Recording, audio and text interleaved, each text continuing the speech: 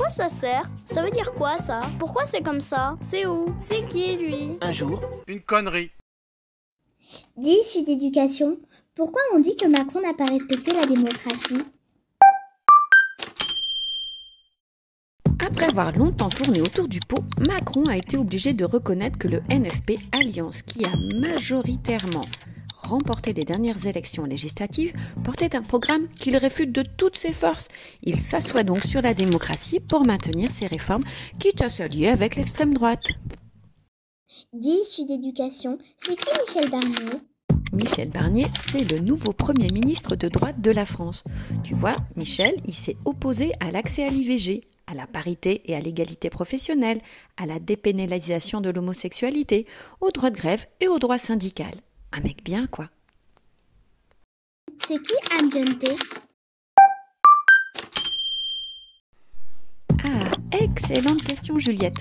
Anne Genté, c'est la nouvelle ministre de l'Éducation nationale. Elle ne connaît rien au système scolaire. C'est normal, à la base, elle était médecin spécialiste de la défense. Mais sinon, quand elle était expatriée à Singapour, elle a créé une société de conseil en recrutement et gestion d'une employée de maison qui s'appelait Help Agency. En gros, c'était une agence qui expliquait aux riches Français expatriés comment gérer leurs domestiques. Par exemple, dans l'étape 1 du recrutement d'une maid, comme on dit, elle conseille de faire une liste des tâches et de réaliser au moins une fois ces tâches soi-même pour mesurer le temps nécessaire. Et elle ajoute « Faire tourner une maison sans employé pendant quelques semaines peut être lourd, mais permet de prendre la mesure des exigences que l'on peut raisonnablement avoir. » Oui, pas bête. Concernant les augmentations, l'agence explique que les employés de maison attendent une augmentation annuelle et qu'il faut donc ajuster le salaire de départ à votre capacité d'augmentation future.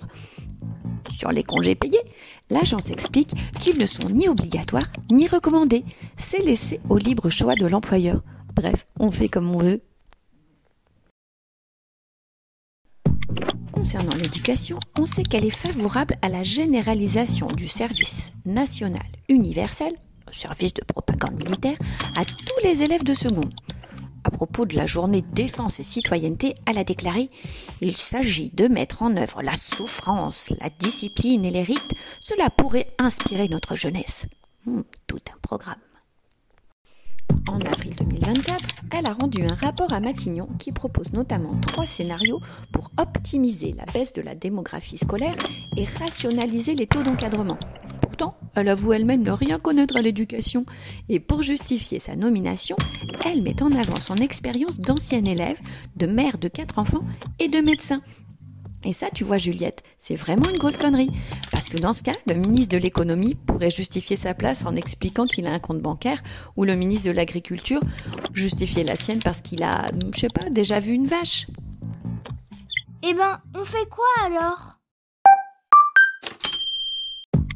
Eh bien Juliette, pour défendre la démocratie et nos droits qui en ont bien besoin, il faut par exemple que les adultes se mettent en grève le 1er octobre et aillent manifester partout en France.